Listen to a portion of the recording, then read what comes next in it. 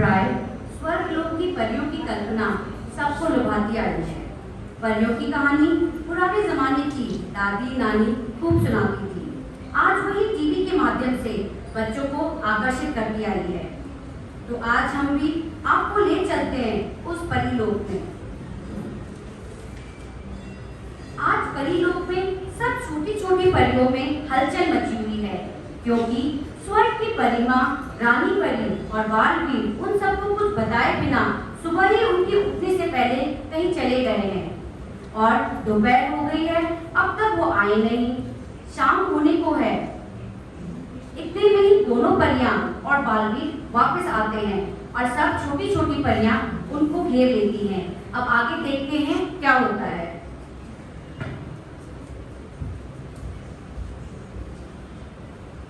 खुश रहो दुलारुआ, खुश रहो। खुश रहो परियों, खुश रहो।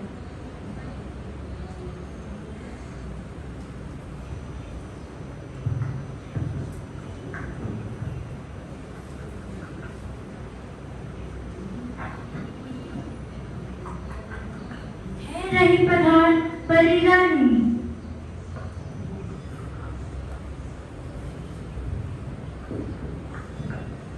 खुश रहो रानी परी, खुश रहो। खुश रहो परियों, खुश रहो। है रही पधार परी माँ। खुश रहो परी माँ, खुश रहो। खुश रहो परियों, खुश रहो।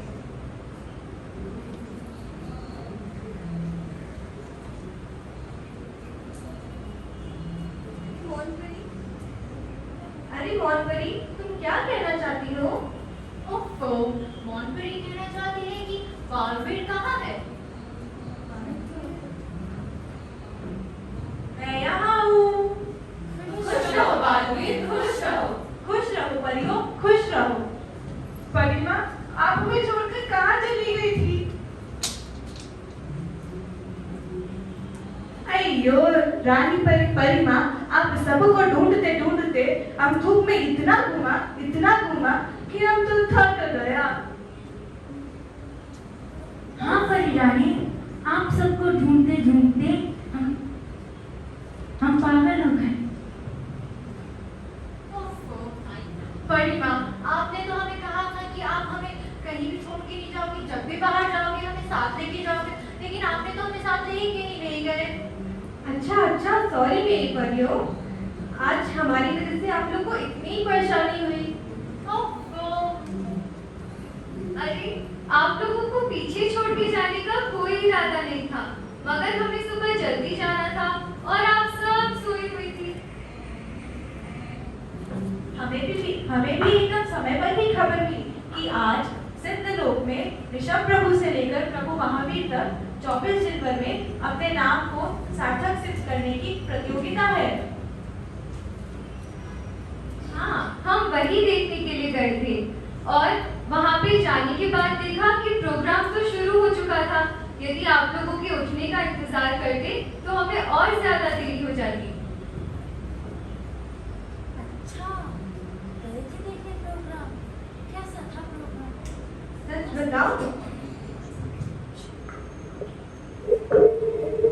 सच बताओ, बहुत ही अद्भुत दृश्य था, मानो आंखें धन्य हो गई हो। हाँ परिमा, आज तो जीवन सफल हो गया तीर्थंकर प्रभु के दर्शन करके तथा उनके संवाद को सुनकर। सचमुच कितनी शहर और सरलता थी उनके संवाद में, साथ साथ में यशार्थता भी, साथ साथ में नाम की सार्थकता भी।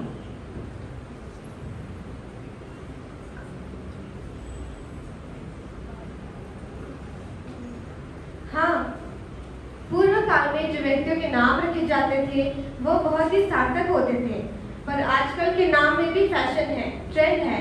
आलिया, अनन्या, अनाया, विहान, जीवान, रिहान, ओफो, फिर भले उनका कुछ अर्थ ही ना हो। हाँ, मैं भी एक बार गुजरात गया था। वहाँ एक लड़की का नाम कैनी था, जिसका गुजराती में अर्थ होता है किसकी। पता नहीं आजकल लोग कैसे कैसे नाम रख लेते हैं। मैंने भी एक नाम सुना था, खरेश। कितना विचित्र नाम है।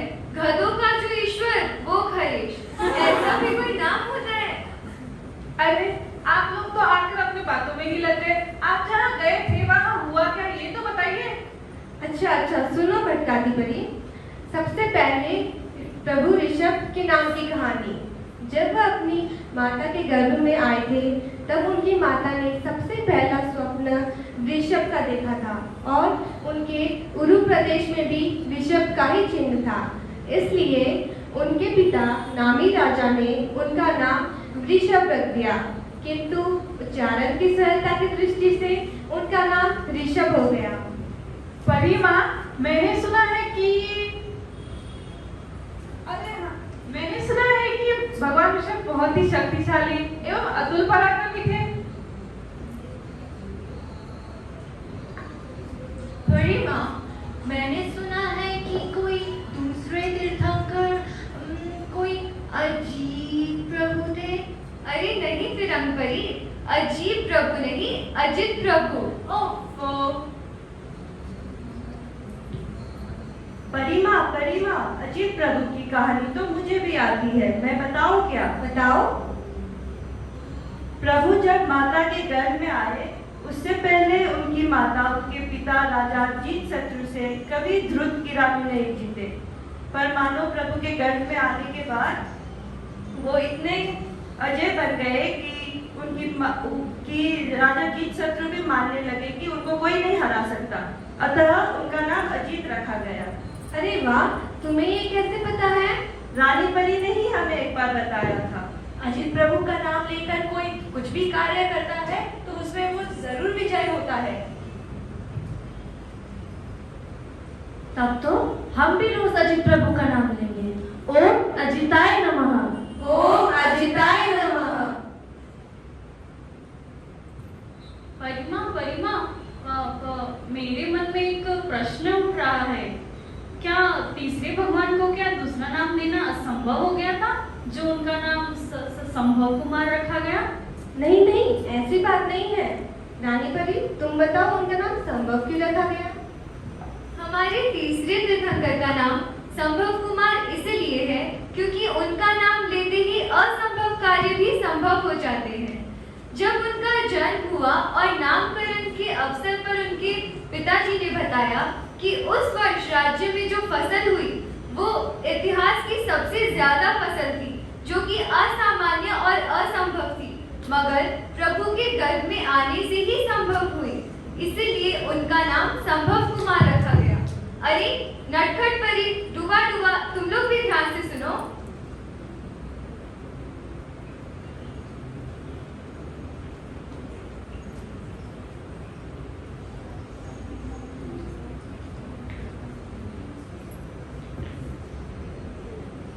परिमा, आपको पता है भोपाल में महामारी फैल गई है।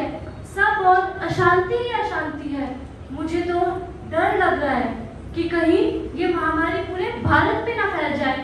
अरे छोटी परी, आप इतना डरिए मत। एक काम कीजिए, आप 2-3 परियों को अपने साथ भोपाल लेकर जाइए और वहाँ के सभी लोगों से कहिए कि वो 16वें तीर्थंकर शांति प्रभु के नाम का जप करें, क्योंकि उनके नाम में ये जादू है। जब उनका जन्म हुआ, जब वे घर में थे, तब उस राज्य में फैली भयंकर महामारी का प्रकोप भी शांत हो गया था और राज्य में शांति छा गई थी, इसीलिए उनका नाम शांति प्रभु रखा गया। छोटी परी, एक काम कीजिए, आप फिरंग परी और नटखट परी को अपने साथ लेकर जाइए और वहाँ के सभी लोगों को कहिए, और फिरंग परी आप इनका ध्यान रखें। ठीक है, हम जाते हैं। खुश रहो परियो, खुश रहो। खुश रहो परियो, खुश रहो। क्या हुआ? भटकाती परी, मौन परी रो क्यों रही है? अरे परिमा, मौन परी इसलिए रो रही है क्योंकि वह घबरा गई है। अब क्या होगा? अरे मौन परी, घबराओ नहीं, सब सही हो जाएगा। आप इसे लेके जाएं और उसका ध्यान रखें।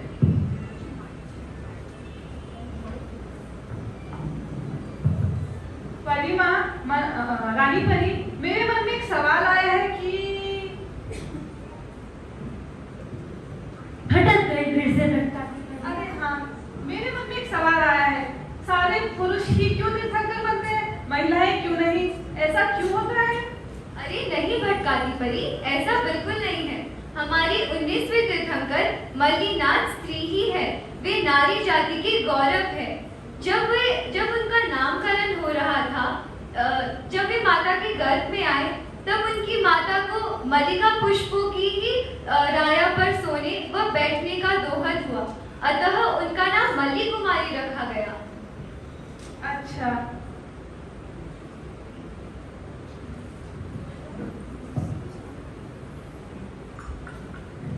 हमारी सारी परियां आ गई हैं। खुश रहो परियों, खुश रहो। खुश रहो परियों, खुश रहो। गरिमा, आपको पता है आज के दिन सारे महाराष्ट्र में कत्लखाने बंद रहते हैं। कत्लखाने में पशु पक्षियां बहुत चिल्लाते हैं ना। जी हाँ डूबा डूबा, जब लोग चिल्लाते हैं तो उनकी चिल्लाहट में करुणा होती है। ऐसा लगता है मानो वह चिल्ला चिल्लाकर हमसे मदद मांग रहे हैं। अपने अरिष्टेमी प्रभु भी तो पशु पक्षियों की चिल्लाहट सुन के अपने अरिष्टेमी प्रभु भी तो उनकी चिल्लाहट सुन के खिन्नमन हो जाते थे, और उन्होंने एक बार कहा कि ये कैसा विवाह, ये कैसा आनंद, जहाँ हजारों अबोध पशु पक्षियों को मारा जाता है। पशु पक्षियां तो संसार में परिभ्रमण के हेतु है, मैं इसमें शामिल क्यों हूँ। फिर उन्होंने एक हाथी को वहां से अपने निवास स्थान की ओर मोड़ दिया और वे दीक्षित हो गए।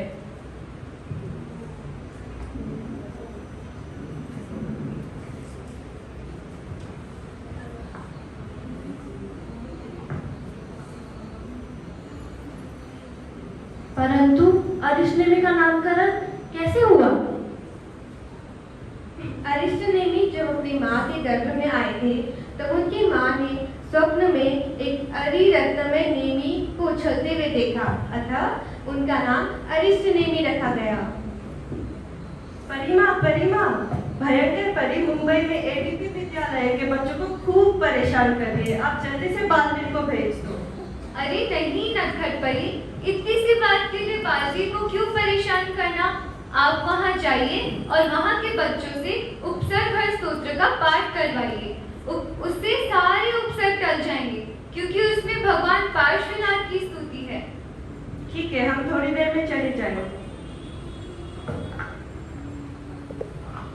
तीसरे तीर्थंकर का नाम पार्श्व ही क्यों रखा गया? फिर तो उनका नाम उपसर्ग हर रखा जाना चाहिए था। नहीं, ऐसी बात नहीं है। जब भगवान पार्थ अपनी माँ के गर्भ में आए थे, तब उनकी माँ जब भगवान पार्थ अपनी माँ के गर्भ में आए थे, तब उनकी माँ ने स्वप्न में एक घोर अंधकार में एक 7 सिर वाले सर्प को शैया के पास जाते हुए देखा। शैया के पास जब राजा की सेना निकल रही थी, तो उनको रोकते हुए कहा कि यहाँ से सर्प जा रहा है। हाँ, राजा ने उनसे पूछा भी कि तुम्हें कैसे पता। उसने कहा कि मुझे दिख रहा है। राजा ने सोचा कि अगर इसे घोर अंधकार में भी दिख रहा है, तो अवश्य ही इसकी गर्भ में जो है उसे उसकी प्रतिभा से उसे दिख रहा है। अतः उन्होंने अपने पुत्र का नाम पारश्व रखा। भगवान पार्श्व जग उतारक थे, वैसे ही 24वें तीर्थंकर भगवान महावीर भी थे। उनके कई नाम थे, जैसे ज्ञातपुत्र, वर्धमान, सन्मति, महावीर आदि। और आज सुबह प्रभु ने कितना सुंदर वर्णन दिया प्रतियोगिता में। ज्ञात है मुझे कारण बाकी सब नामों का, लेकिन सम्मति नाम का कारण क्या है बालवीर? भगवान पार्श्व परंपरा से जुड़े 2 चरण मुनि एक बार घूमते घूमते वैशाली क्षेत्र के कुंडपुर में आए। एक का नाम था संजय, दूसरे का नाम था विजय। वे दोनों आकांक्षाकारी थे। एक बार राजमहल में ऊपर जाते वक्त उनका मन किया कि वे बालक वर्धमान से अपनी जिज्ञासा का हल पूछे। वे जैसे ही नीचे आकर बालक वर्धमान को देखे कि उनकी शंका निपुण हो गई। उनका मन पुलक उठा। उन्होंने उसी क्षण बालक वर्धमान को सन्मति कहकर पुकारा। इस प्रकार भगवान महावीर का नाम सन्मति पड़ा। समझ में आ गया बालवीर। खटखट परी, सुमति नानी जी।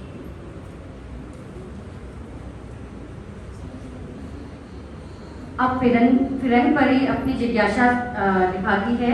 वो बोलती है, माँ परी, आपने तो कहा था कि आप 24 तीर्थंकरों के बारे में सुनाएंगे, परंतु आपने तो हमें थोड़ा ही सुनाया। ओफो, माँ परी, आपने तो हमें कहा था कि आप 24 तीर्थंकरों के बारे में बताओगे, लेकिन आपने तो हमें थोड़ा ही बताया। ठीक है, अब मैं सुमति नाथ जी प्रभु के बारे में एक लंबी कहानी बताना चाह रही हूँ, जो हमारे 5वें तीर्थंकर थे।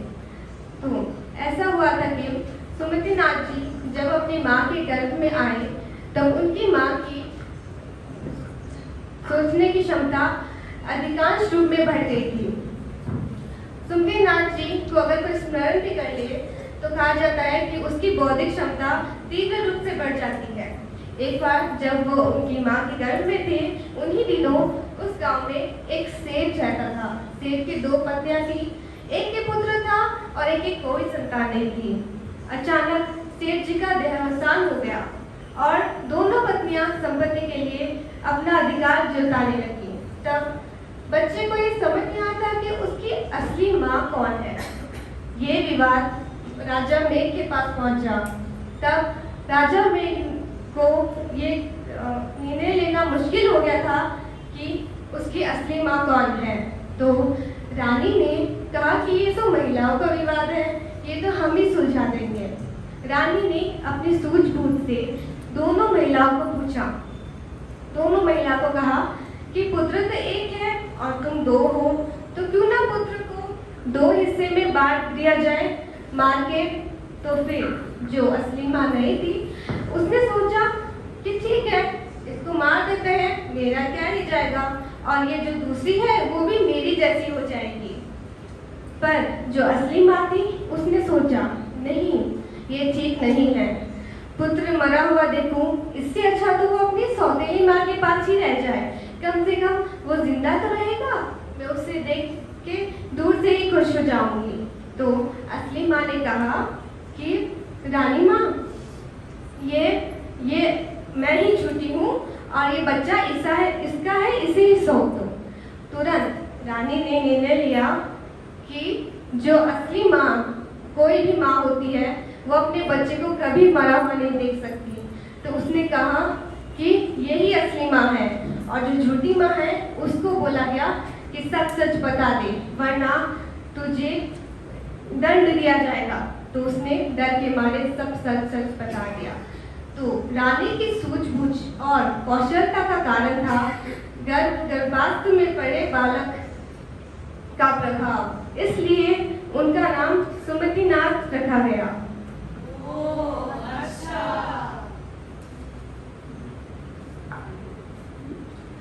अच्छा, तो अभी हमारा गीतिका का समय हो गया है, इसलिए बाकी तीर्थंकरों के नाम की कहानी हम कभी और सुनेंगे।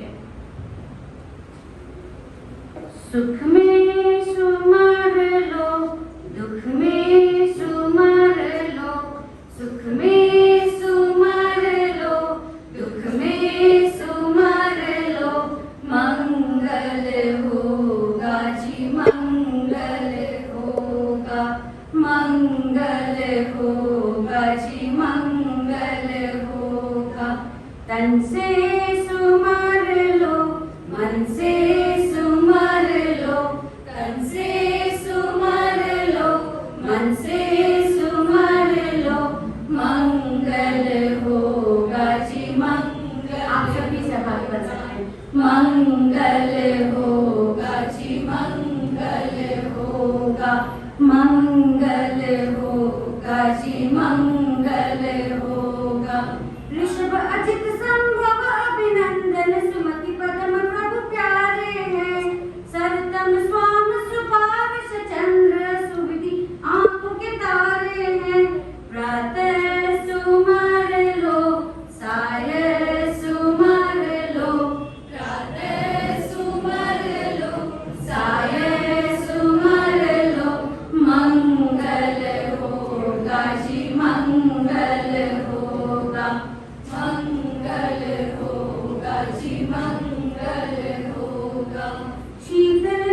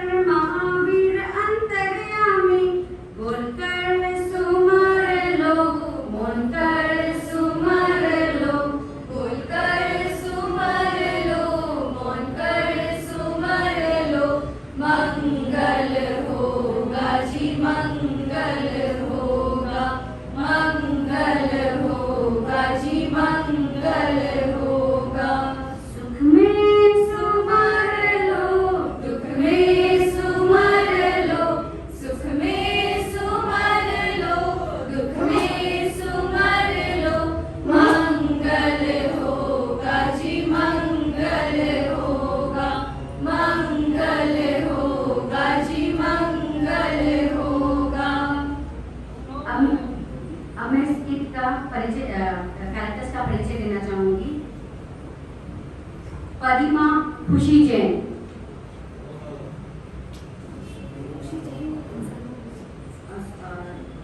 सॉरी,